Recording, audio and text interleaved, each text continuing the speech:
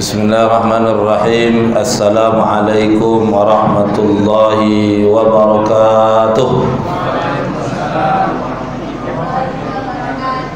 Bismillahi masyaallah la yasuqul khaira illallah. Bismillahi masyaallah la yasrifus su'a illallah. Bismillahi masyaallah ma kana min ni'matin fa minallah. Bismillahi masyaallah la haula wa la quwwata illa billahil aliyyil azim. Alhamdulillah wa syukrillah salatu ala rasulillah wa ala alihi wa sahbihi wa man wala. La haula wa la quwwata illa billah. Asyhadu an la ilaha illallah wahdahu la syarika lah wa asyhadu anna sayyidana Muhammadan abduhu wa rasuluh allazi la nabiyya wa la rasula ba'dah. Allahumma salli ala sayyidina Muhammad wa ala alihi wa ashabihi wa ummatihi ila yaumil qiyamah. Bapak Ibu hadirin wal hadirat, tamu-tamu Allah, jemaah salat fardu maghrib dan isya Masjid Al-Muslimin yang kami hormati, alim ulama, cari pandai, tokoh masyarakat. Yang besar tak disebut gelar, yang kecil tak dipanggil nama. Semoga kita semua yang hadir senantiasa dilimpahkan rahmat dan barakah oleh Allah Subhanahu wa taala. Amin ya rabbal alamin. Pertama dan yang utama, kita senantiasa selalu bersyukur kehadirat Allah Subhanahu wa taala, karena alhamdulillah hingga detik ini Allah tabaraka wa taala masih memberikan dan mencurahkan berbagai nikmatnya kepada kita semua. Tanpa terkecuali nikmat itu Allah berikan tidak hanya kepada yang muslim, tapi yang non muslim pun dikasih. Itulah bentuk rahmatnya Allah, kasihnya Allah kepada hambanya. Tapi yakinlah ibu bapak, meski Allah kasih kepada setiap hambanya, namun tidak semua hambanya yang dicintai, disayangi oleh Allah. Melainkan mereka yang disayangi dan dicintai oleh Allah itu hanya hamba-hambanya yang taat kepadanya dengan menjalankan semua syariat yang Allah tabaraka wa taala turunkan kepada baginda Nabi sallallahu alaihi wasallam. Maka dari itu sepantasnya sudah kita bersyukur kehadirat Allah dengan lafaz alhamdulillahirabbil alamin. Mudah-mudahan dengan bersyukurnya kita ditambah nikmat oleh Allah Subhanahu wa taala. Bersolawat kita kepada Nabi sallallahu alaihi wasallam dengan lafaz Allahumma salli ala sayyidina Muhammad wa ala ali sayyidina Muhammad. Assalamu alayka ya Rasulullah. Bapak Ibu yang berbahagia, pada malam ini izinkan Al-Fakir menyampaikan seputar masalah muamalah, namun diawali bahasannya dengan mengutip sebuah hadis yang disampaikan oleh Imam Ahmad. Imam Ahmad meriwayatkan hadis, di antaranya hadis yang diriwayatkan oleh beliau adalah isnatani yukrihuhuma ibnu Adam. Ada dua perkara yang dibenci oleh anak Adam, yakni manusia. Dan ini sebenarnya realitas, bisa kita tanya ke diri kita masing-masing. Apa yang pertama yang dibenci oleh anak Adam ini, manusia ini? Yukrihul maut, ya, atau yakrahul maut. Yang dibenci pertama itu adalah kematian.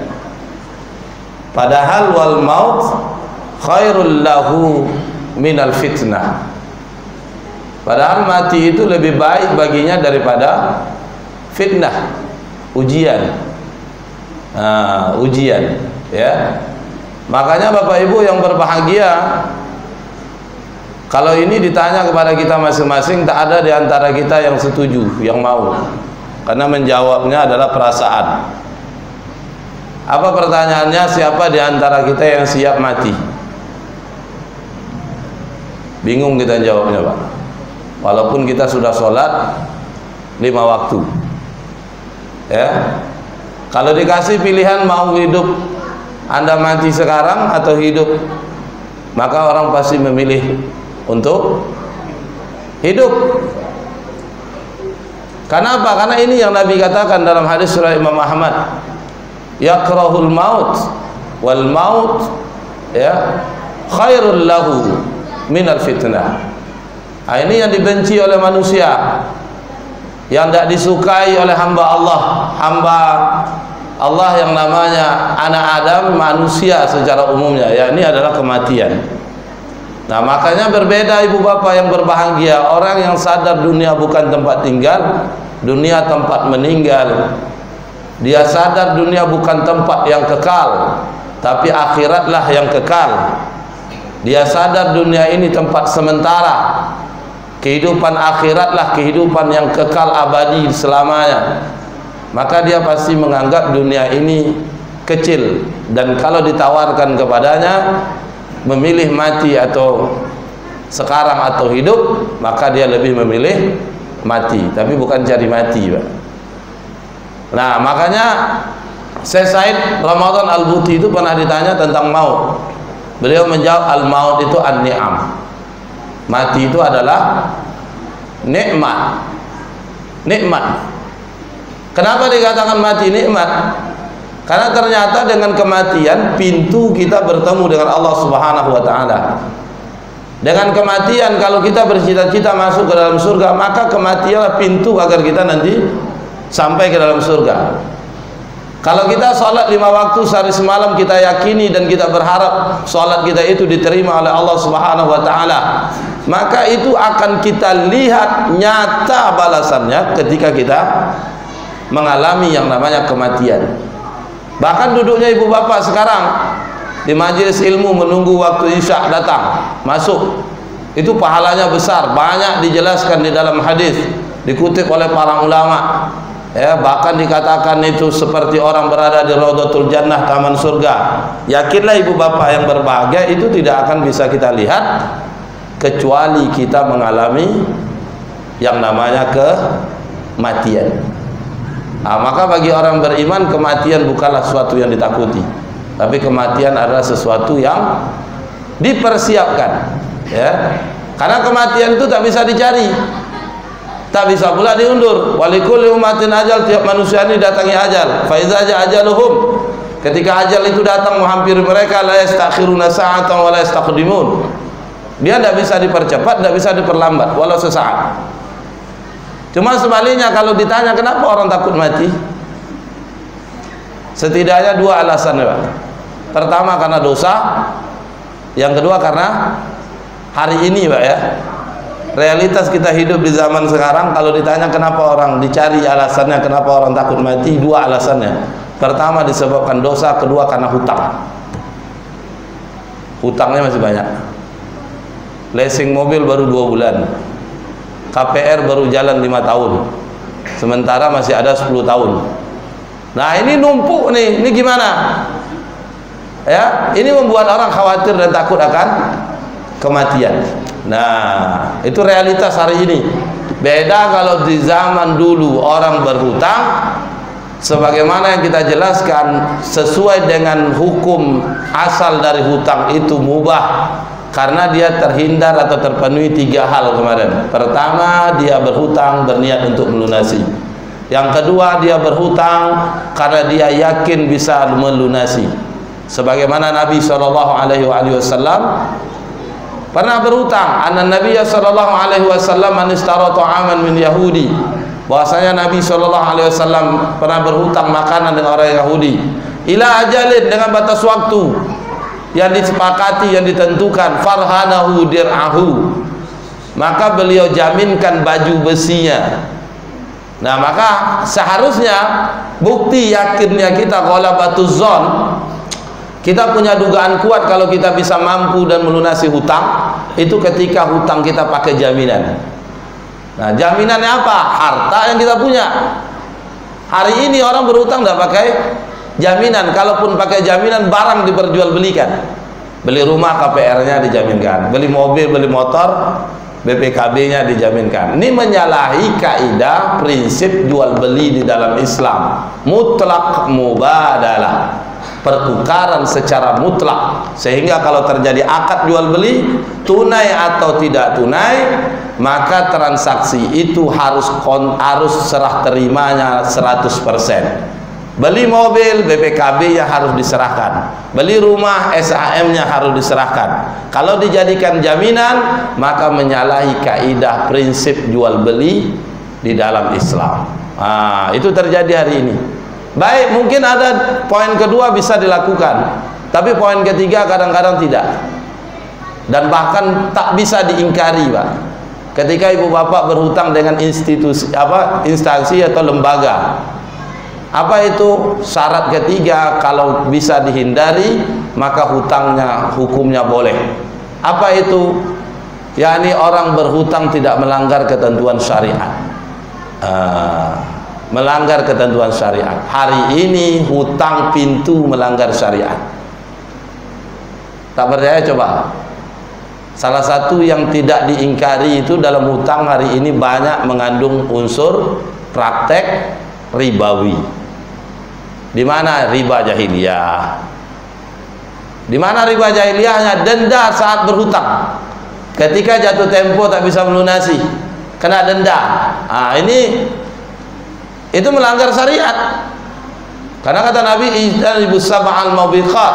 Jauhi oleh kalian 7 dosa yang membinasakan. Salah satunya apa? Wa akal riba. Yang memakan, mengambil riba. Ustaz, kalau gitu yang mengambil aja? Enggak. Dalam hadis yang lain disebutkan Nabi ada 4: mengambil, mengasih, menulis, jadi saksi. Nah, ini pekerjaan yang membuat yang bersangkutan akan menjadi binasa, celaka. Makanya Nabi, ijtanibus sab'al mubiqat. Jauhi oleh kalian 7 dosa yang membinasakan.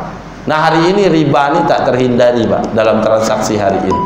Makanya transaksi hari ini, ya, kenapa tidak bisa riba dihindari? Karena transaksinya, ekonominya bukan Islam, tapi kapitalis. Ya, kapitalis itu nadinya, jantungnya, ruhnya apa? Riba itu. Kalau tidak ada riba, tidak jalan. Tidak ada riba, tidak akan bisa hidup. Itu terjadi dalam transaksi hari ini. Makanya kalau hutang dilakukan, pintu melakukan riba, sesuatu yang tak bisa dihindari. Kalau riba tidak ada, maka terjadi multi akad. Akadnya double, ganda. Sebagaimana yang dilarang oleh Nabi dalam hadis riwayat Imam Ahmad. Nah, Rasulullah sallallahu alaihi wasallam an safqataini fi safqah. Nabi melarang melakukan 2 akad satu transaksi. Kalau menurut Imam Ibn Taimiyah dalam Majmu' Al-Fatawanya, beliau mengatakan 2 akad satu transaksi itu tidak boleh akadnya double. Itu kalau menggabungkan akad sosial sama akad komersil. Kalau digabungkan 2 akad ini, nah maka ini masuk kategori yang dilarang. Nah, hari ini terjadi. Di mana kasusnya? Ketika Bapak kredit nggak bisa lunasi, nggak bisa dibayar, maka akan terjadi penyitaan. Betul ya? Kenapa disita? Padahal udah bayar cicilan angsuran selama 15 tahun KPR. Udah dibayar 10 tahun. Masuk tahun ke-11 macet karena Covid. Tambah lagi Omikron. Ya, macam-macam. Papakron, macam-macam lah. Masuk tahun ke-11, bulan pertama, bulan kedua, bulan ketiga, macet pembayaran cicilan. Maka yang 10 tahun dianggap nyewa. Ya, 10 tahun dianggap nyewa. Nah, kalau dianggap nyewa berarti transaksinya ijarah, aqdun ala manfaatin bi'audin. Akad atas manfaat dengannya terdapat kompensasi. Akadnya ijarah, sewa menyewa. Tapi di awal akadnya jual beli, berarti muncul akad kedua, yakni akad bai'. Yang pertama akad bai', yang kedua akad ijarah. Satu transaksi KPR. Ini melanggar syariat, terjadi hari ini. Nah, makanya Nabi tidak. Kalau Nabi berhutang, berapa diutangi, segitu dibalikkan. Ini tidak terjadi hari ini. Makanya Bapak Ibu yang berbahagia, inilah yang menyebabkan poin yang pertama. Nah, yang kedua apa kata Nabi sallallahu alaihi wasallam? Yang dibenci oleh anak Adam ini yakrahu aqallal mal. Yang dibenci yang kedua itu adalah kondisi berkekurangan atau sedikit harta. Coba ditanya ke kita, siapa di antara kita yang siap hidup miskin? Kalau dikasih pilihan mau kaya mau miskin, milih mana? Bahkan cita-citanya kau nak besok udah besar harus jadi orang kaya ya, misalkan kayak gitu. Ini kenapa?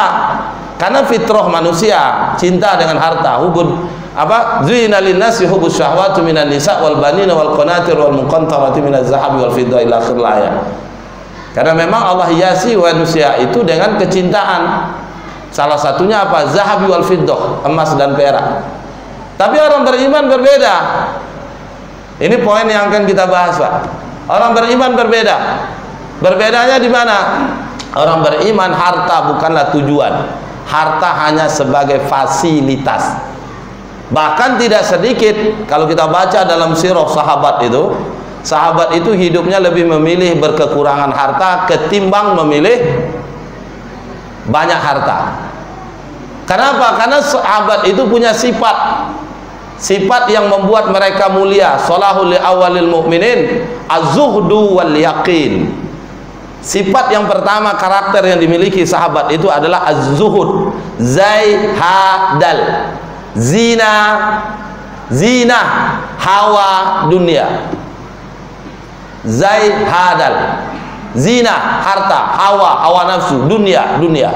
Artinya apa? Orang zuhud itu dia bukan tak mau harta, mau. Harta hanya sebagai fasilitas. Harta bukan tujuan. Sarana untuk bertakarub ilallah. Cuma kadang-kadang kita jumpai juga ada yang menjelaskan didasari dengan surah Al-Qasas ayat 77. Bahwasanya hidup di dunia ini harus seimbang. Dunia akhirat harus seimbang. Tidak ada penjelasannya begitu, Pak. Cobalah ditelaah balik. Wabtaghi fima ataqallahu daral akhirah wala tansa nasibaka minad dunya. Di mana seimbangnya? Bahkan di dalam ayat yang lain, misalkan surah Al-A'la, ya, wal akhiratu khairul laka minal ula, misalkan surah Duha, misalkan Al-A'la ad-Duha, wal akhiratu khairun wa abqa, kehidupan akhirat yang kekal, kehidupan akhirat yang utama. Maka fokus perhatian manusia itu, seorang mukmin itu adalah kampung akhirat, bukan dunia. Harta ini sebagai apa? Wala tansa nasibaka minad dunya. Nah, apa makna wala tansa nasibaka minad dunya? Kalau dalam tafsir Ibnu Katsir itu dijelaskan at-ta'amu wasyarbun wal libasun wan nikah. Itu saja bagian yang bisa kita ambil, Pak. Apa? Ta'amun wasyarbun, makan minum sebagai sarana untuk ketaatan, libasun pakaian ketika kita ketaatan beribadah harus nutup aurat, wan nikah, menikah. Lain dari itu pilihan. Sahabat dulu memilih hidup miskin, berkekurangan harta, karena ketika kita kurang harta lebih dekat taqarrub kita dengan Allah dibandingkan ketika kita banyak harta. Tapi kalau kita mampu menjadikan harta berada di tangan bukan di hati, maka tak ada larangan dalam Islam kita untuk memilih mengambil harta, ya. Tapi ini kondisi yang tidak disukai atau dibenci oleh orang. Coba kita baca riwayatnya Sayyidina Abdurrahman bin Auf radhiyallahu an. Abdurrahman itu punya harta yang luar biasa banyak. Sering kalau kisah motivasi itu cerita Abdurrahman sering diulang-ulang. Miliuner, magnet uang, magnet duit, itu Abdurrahman bin Auf. Hijrah bersama Nabi ke Madinah, yang ditanya pertama bukan tempat tinggal, yang dicari pertama di mana pasar. Dia tinggalkan hartanya di Makkah, hijrah ke Yasrib ke Madinah. Sampai di Madinah pertama ditanyanya pasar di mana. Tidak berapa lama di Madinah dia berniaga, berdagang, berbisnis, hartanya kembali, kekayaannya semakin banyak, berlimpah, hartanya semakin banyak. Tapi suatu ketika apa kata Nabi SAW, yang mungkin pernah kita sampaikan di majelis ini, wahai Abdurrahman, engkau sahabatku dijamin surga, tapi engkau masuk surga merangkak. Coba kita renungkan dengan kondisi kita hari ini, Pak. Kondisi kita hidup di zaman tidak Islami. Halal haram itu kabur. Ya, bahkan ada yang mengatakan boro-boro Ustadz cari halal hari ini, yang haram saja susah. Nah, gitu kan? Boro-boro cari halal, yang haram saja susah. Itu terjadi Pak hari ini. Ya, maka ini menjadi perhatian penting bagi kita. Ini bukan berarti kita tidak boleh memiliki harta. Silakan. Abdurrahman bin Auf dulu kayak gitu. Ketika punya harta, hartanya itu dipastikan harta yang halal. Tapi apa kata Nabi SAW? Abdurrahman itu dalam berbisnis sesuai syariat. Tapi suatu ketika Nabi katakan, kau sahabatku dijamin surga, tapi kau masuk surganya merangkak. Kenapa demikian? Karena saking banyaknya harta, semakin lama hisab. Semakin banyak harta, semakin lama pertanggungjawaban. Inilah yang Nabi sebutkan dalam hadis riwayat Imam Ahmad tadi. Yakrahu aqallal mal.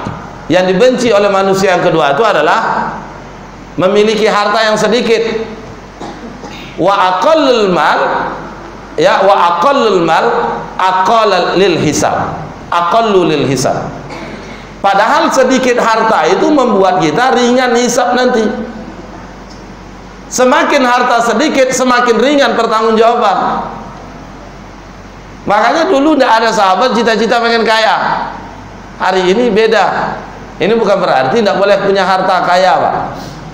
Apalagi di zaman kita hari ini. Hari ini kita bisa makan, bisa tinggal punya rumah, anak sekolah, listrik terbayar, apalagi udah mahal, minyak goreng terbeli meski itu ngantri.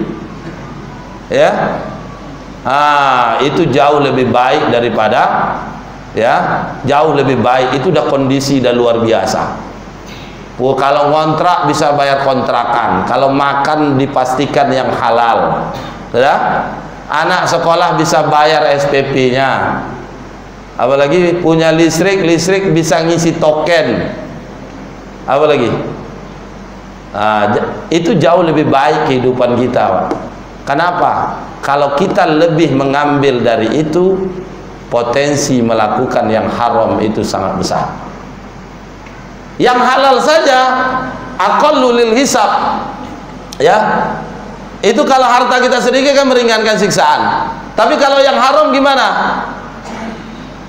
Pasti memberatkan kita. Ini yang Nabi katakan dalam hadis riwayat Ibnu Hibban. Apa kata Nabi SAW? La tazulu qadama 'abdin yaumal qiyamati hatta yus'al. Tidak beranjak kaki seorang hamba di hari kiamat sampai dia ditanya beberapa persoalan. An umrihi fima afnah, umur kau habiskan untuk apa? Ilmihi fima fa'ala, ilmu dengan ilmumu dia berbuat apa? Wa an jismi fima ablah, tubuhnya dia korbankan untuk apa? Wa an malihi min aina iktasabahu wa fima anfaqahu. Ya, umur ditanya sekali, Pak. Ilmu ditanya sekali. Badan fisik kita ditanya sekali, tapi harta Allah tanya 2 kali. Min aina iktasabahu, dari mana kau dapatkan, wa fima anfaqahu, untuk apa kau belanjakan. Tapi hari ini orang banyak tak peduli tentang harta, boro-boro cari yang halal, yang haram saja susah. Makanya banyak orang celaka di akhirat nanti. Itu bukan karena mereka tidak taat dalam beribadah. Banyak orang yang celaka di akhirat nanti, binasa dia, dicampakkan oleh Allah ke neraka bukan karena tak sholat, tak puasa, tak haji, ya, tak umroh, tidak bersedekah, tetapi banyak yang celaka di akhirat nanti disebabkan hartanya. Min aina iktasabahu wa fima anfaqahu. Kau dapatkan dari mana, kau gunakan untuk apa? Itu banyak yang membuat orang celaka dan binasa. Tapi Ustaz, saya kan sholat. Betul. Sholat itu tidak sekedar kita dirikan, kerjakan. Tapi sholat harus, ya, mauquta, di awal waktu, di waktunya. Tidak hanya dikerjakan di waktunya. Kalau laki-laki dianjurkan lebih afdol berjamaah. Tidak sekedar berjamaah, tapi sholat itu harus punya pengaruh fungsi, apa? Tanha 'anil fahsya'i wal munkar. Mencegah dari perbuatan keji dan mungkar. Ini harusnya disinggung kalau peringatan Isra Mi'raj. Isra Mi'raj itu kan erat kaitannya dengan perintah sholat. Sholat itu tidak sekedar kita dirikan, tidak sekedar kita kerjakan, tidak sekedar kita tunaikan, tapi sholat itu harus punya pengaruh, punya hikmah. Hikmahnya apa? Tanha 'anil fahsya'i wal munkar. Mencegah, senantiasa mencegah dari perbuatan keji dan mungkar. Apa perbuatan keji dan mungkar? Dari kemaksiatan. Gimana kalau sholat kita tak mampu mencegah kita dari perbuatan keji dan mungkar? Seperti ungkapan tadi, boro-boro cari halal haram saja susah, dia tetap mengambil harta dengan cara yang haram. Dia mencari harta tanpa dia perhatikan halal atau haram, harta yang subhat. Maka apa kata Nabi SAW? Man lam tanhau sholatahu 'anil fahsya'i wal munkar fala sholatalah. Siapa yang solatnya tak mencegahnya dari perbuatan keji dan mungkar, fala sholatalah, maka tak ada solat baginya. Kita solat tapi tak dicatat sebagai pahala. Kira-kira selamat tak kita dengan solat kita? Ini renungan, Pak. Bahkan di hadis yang lain, masih ketika menafsirkan Ibnu Katsir, ketika menafsirkan surah ke-29 suratul Ankabut ayat 45 itu, beliau kutip hadis yang kedua. Man lam tanhu salatahu 'anil fahsya'i wal munkar lam yazidhu minallah illa bu'da. Siapa yang solatnya tak mencegahnya dari perbuatan keji dan mungkar, tidaklah solatnya yazidhu minallah, mendekatkan diri kepada Allah, illa bu'da, melainkan semakin jauh dari Allah. Ini hati-hati, Pak. Leasing itu haram hari ini. Kredit beda sama leasing. Bunga, riba sama, haram. Kita masih sholat tapi masih melakukan riba. Kita masih sholat tapi melesing. Kita masih sholat tapi melakukan akad yang batil. Kita masih sholat masih multi akad dalam transaksi muamalah kita. Maka apa kata Nabi? Lam yazidhu minallah ila bu'da. Sholat yang kau dirikan bukanlah mendekatkan diri kepada Allah, tapi semakin jauh dari Allah. Makanya ini disebutkan oleh ulama dalam kitab Kifayatul Akhyar. Ada orang berzikir dan beristighfar, ada orang berzikir, ada orang beristighfar, minta ampun, astaghfirullahalazim. Dia minta ampun kepada Allah sampai bercucuran air matanya. Tapi di sisi lain maksiat itu dia sadari, dia lakukan. Maka apa kata Nabi? Maka kata ulama ini disebutkan dalam kitab Kifayatul Akhyar, maka zikirnya, istighfarnya tidaklah semakin membuat dosanya diampuni, tapi semakin menambah dosanya di sisi Allah. Gimana kalau ibu bapak pergi haji tapi hartanya harta haram? Labbaik Allahumma labbaik, bukan dijawab oleh Allah, pulang hajam mabruro, umroh mabruro. Tapi apa yang terjadi? Labbaik Allahumma labbaik, la labbaik wala sa'daik. Allahu Akbar. Maka ini harus menjadi poin penting bagi kita, Pak. Itu kalau kita sholat. Tapi Ustaz, saya puasa, saya selalu berdoa, moga-moga sampaikan wabalikna Ramadan. Sekarang di bulan Sa'ban, saya minta agar Allah berkahi bulan ini dan sampaikan Ramadan. Sebulan Ramadan saya full berpuasa, insya Allah, kecuali ada uzur. Nah, bagaimana dengan puasa kita? Ulama sepakat 4 mazhab. Silakan cek dalam kitab fikih mazhab. Ulama sepakat. Apa kata Imam Malik, Imam Hanafi, Imam Syafi'i, Imam Ahmad bin Hanbal? 4 ulama mazhab sepakat. Ketika orang masih berpuasa, dia berpuasa tapi di sisi lain dia masih bermaksiat, maka puasanya batal. Tapi tak wajib qadha. Ngeri apa ngeri ya? Ngeri banget. Tapi beda pendapat Imam Al-Auza'i. Imam Al-Auza'i ini salah seorang ulama mazhab dari Syam. Mazhabnya tidak berkembang karena muridnya tidak banyak, penerusnya tidak ada. Al-Auza'i berpendapat beda. Orang masih berpuasa, ini mau menyambut Ramadan ya kan? Bentar lagi insyaallah. Mudah-mudahan Allah sampaikan kita, amin.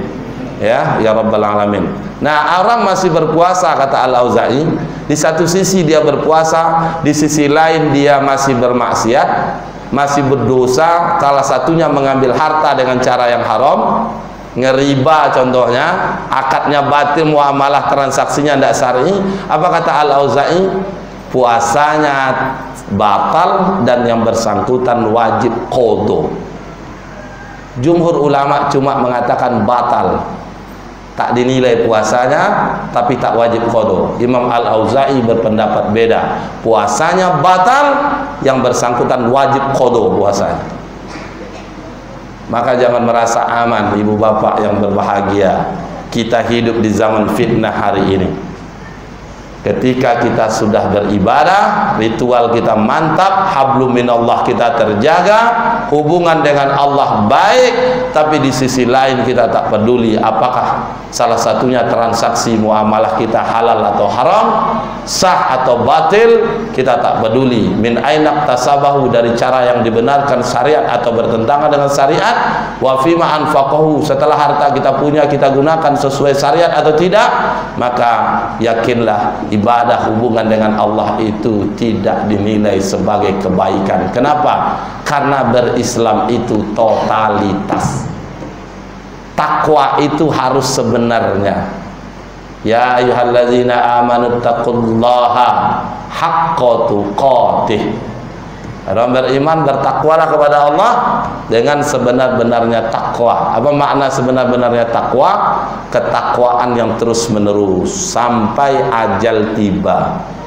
Di sisi lain Allah perintahkan udkhulu fis silmi kafah, surah kedua ayat 208. Totalitas berislam itu. Maka Islam itu tidak hanya ibadah tok. Islam tidak hanya sholat, zakat, puasa, haji. Kalau kita cuma sholat, zakat, puasa, haji, kita tak peduli yang lain tidak sesuai Islam, maka sholat, puasa, zakat, haji kita tidak dicatat sebagai kebaikan di sisi Allah. Ustaz, saya kan sering bersedekah. Bukankah bersedekah itu amalan yang dicintai, yang dirindukan, yang diinginkan oleh orang yang sudah meninggal? Andaikan orang yang sudah meninggal itu diberi kesempatan hidup walau sejenak, maka yang dia lakukan bukan haji dan umroh, bukan puasa, bukan sholat, bukan berzikir, bukan beristighfar, tapi dia akan bersedekah. Betul ya? Karena sedekah ini pahalanya luar biasa, langsung cash, diterima oleh seseorang ketika dia sudah meninggal dunia. Saya sudah bersedekah, Ustaz. Ingat Nabi mengatakan dalam hadis surah Ibnu Hibban, man jama'a amalan min haram, siapa yang mengumpulkan harta dengan cara yang haram, fatasaddaqa bihi, maka dia sedekahkan yang haram itu dengan hal yang haram itu, lam yakun fihi ajrun, falam yakun fihi ajrun, maka sekali-kali tak pernah dia dapatkan ajrun, balasan dari apa yang dia sedekahkan, wa kana israhu alaihi, walaupun dia sungguh-sungguh dalam bersedekah. Apalagi yang menjadi handalan kita, Pak? Salat sudah, puasa sudah, haji la labbaik wala sa'daik, umroh juga begitu, sedekah juga demikian. Apa yang membuat kita banggakan nanti di hadapan Allah? Tidak ada lain. Maka mumpung kita sebelum ajal tiba, malaikat maut menjemput kita. Karena kalau ditengok perangai orang akhir zaman ini, Pak, geram kali malaikat maut. Nengok kita hari ini geram malaikat maut. Karena kita dosanya luar biasa hari ini. Ya, apalagi di zaman kita sekarang ini, Pak, luar biasa. Yang baik dibilang buruk, yang buruk dibilang baik. Yang benar dibilang salah, yang salah dibilang benar. Makanya hoax dengan realitasnya yang benar itu tipis sekali. Kalau kata anak muda sekarang, beti, beda tipis. Beti kali, beda tipis. Ya? Contoh yang baru-baru ini, walaupun agak keluar sedikit dari konteks, yang viral sekarang dibahas, yang banyak dibincangkan. Tadi malam kalau tidak salah itu ada catatan demokrasi buat acara TV One live streaming. Itu viral, ada 180 ustadz radikal. Padahal ustadz radikal yang disebut itu kita tidak ngerti di mana radikalnya ustadz ini. UAS yang kita kenal, Ustadz Abdul Somad, apalagi Ustadz Adi Hidayat, Ustadz Felix Siau, yang nomor satu Ustadz Ismail Yusanto. Di mana radikalnya? Nggak ngerti kita. Bahkan tadi malam dinyatakan oleh BNPT tidak mengeluarkan data itu. Nah, siapa yang keluarkan? Ini beredar loh, 180 Ustadz radikal. Hati-hati, jangan diundang. Saya tidak terkenal aja nih, Pak. Follower lu YouTube ini tidak banyak. Kalau terkenal saya masuk ini mungkin. Ibu bapak mungkin tahulah gaya ceramahnya model apa. Masuk ini. Luas itu yang kita kenal kayak gitu ceramah beliau. Mencerahkan umat dulu sebelum beliau terjun berceramah. Saya ingat betul, saya masuk Pekanbaru tahun 2000. Itu paham di Pekanbaru khilafiyah itu kental. Kunut tak kunut itu masih masalah besar itu. Berdoa sendiri, berdoa bersama masalah besar itu. Ya, hari ini setelah beliau ceramah sampaikan ini khilafiyah tidak menjadi masalah, kunut tak masalah, sholat subuh kan bagus Ustaz kayak gitu, mencerahkan, mencerdaskan. Adi bilang radikal.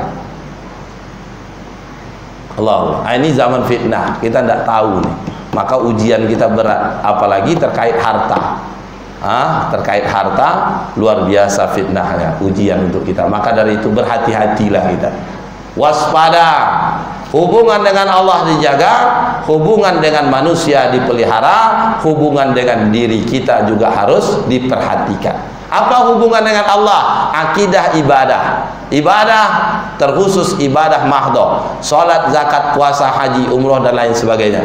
Itu hablum minallah. Hablum minanas, apa yang dijaga? Muamalat uqubat. Muamalat itu masuk bicara politiknya harus Islam, ekonominya harus Islam, budayanya harus Islam, hukumnya harus Islam, uqubat sanksi-sanksi kalau pelanggaran harus Islam, karena itu perintah dari Al-Quran. Hablum minan nafsi, dengan diri kita juga harus jaga. Apa itu? Ta'amun wa syarbun wa libas. Ya, ta'amun makan, syarbun minum, libasun pakaian, akhlak, itu dengan diri. Makanya orang tua-tua kita dulu menasihati, nah hidup ini sederhana, jika kau pengen diridhoi oleh Allah, pekerjakan perintah, tinggalkan larangan, makan yang halal, pakai yang suci. Makan yang halal, pakai yang suci. Cuma kadang-kadang orang tidak apa-apa, bilang tidak apa-apa lah, duit jual beli ular itu tidak apa-apa, asal jangan dibelikan makanan, beli baju tak apa-apa. Padahal baju dipakai untuk sholat berjamaah maghrib. Nabi katakan, ketika Allah mengharamkan, Rasulnya mengharamkan sesuatu, ya syai'an harrama thamanahu, maka Allah haramkan juga harganya, duitnya, hasilnya. Ular haram, jual ular, duit ular, jual beli ular haram. Gitu, jelas Pak. Ini harus dijaga sebelum ajal datang menjemput kita, karena tugas kita, kewajiban kita terutama pada generasi kita dan juga terhadap diri kita, wala tamutunna illa wa antum muslimun. Jangan kita mati kecuali benar-benar berserah diri, yakni menjadi muslim yang benar. Saya kira demikian Ibu Bapak yang berbahagia. Ada pertanyaan? Alhamdulillah. Ya, singkat padat.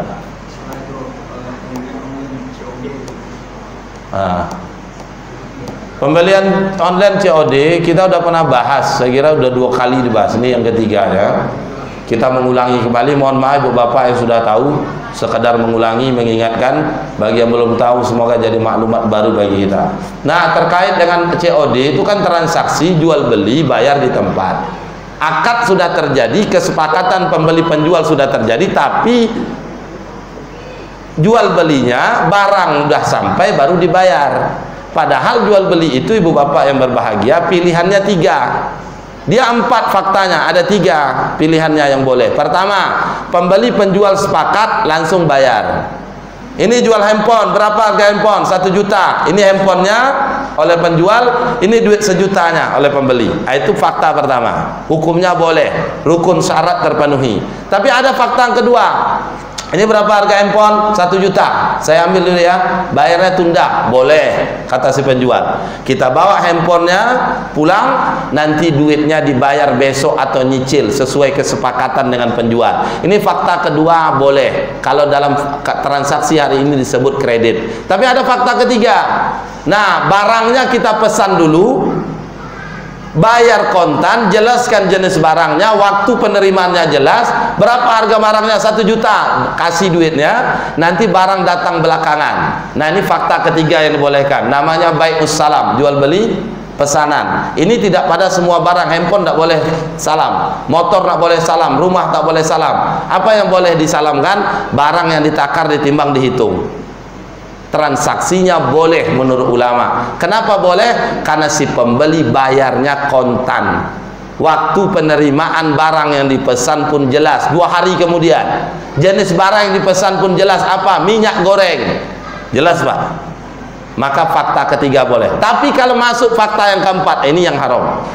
Apa itu fakta keempat? Pembeli penjual bersepakat melakukan transaksi jual beli, tapi si penjual menunda menyerahkan setelah kesepakatan, pembeli pun menunda menyerahkan uangnya. Padahal kesepakatan jual beli sudah terjadi. Di dalam fikih namanya ad-dain bid-dain. Hutang dengan hutang. Hadis Nabi jelas akan hal ini.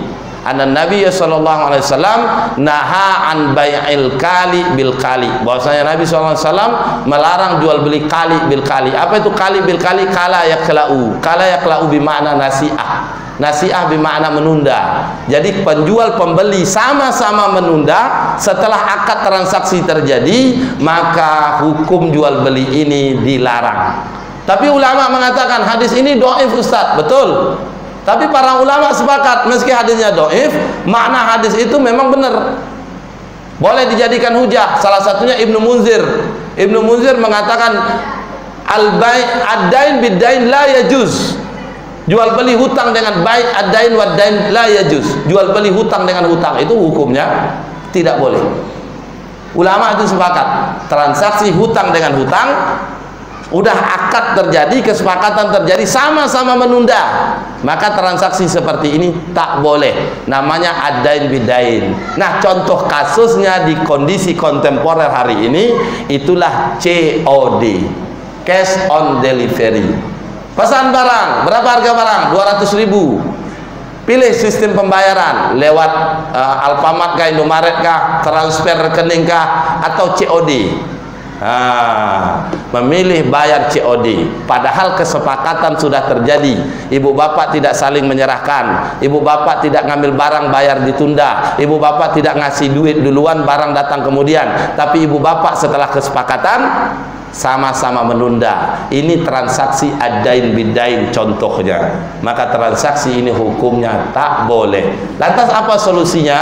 Setelah ibu bapak bersepakat, segera ditransfer duitnya. Dengan mentransfer, apakah lewat rekening atau menggunakan jasa finance keuangan, maka transaksi ini menjadi boleh. Bolehnya apa? Transaksi online-nya, bukan COD-nya.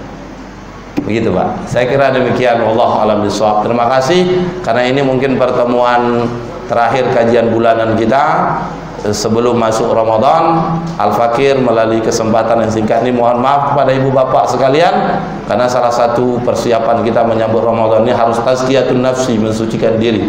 Tidak ada dosa besar dengan bertaubat, tak ada dosa kecil kalau beristighfar. Urusan dengan hamba manusia selesaikan, salah satunya ada khilaf salah, maka hendaklah saling meminta maaf dan memberi maaf. Maka dari itu melalui majelis ini Al-Fakir mohon maaf kepada ibu bapak sekalian atas kekhilafan mungkin selama majelis ini saya isi ada setiap bulannya, maka ada khilaf kata penyampaian kurang berkenan di hati ibu bapak, sehingga mohon saya diberi kemaafan.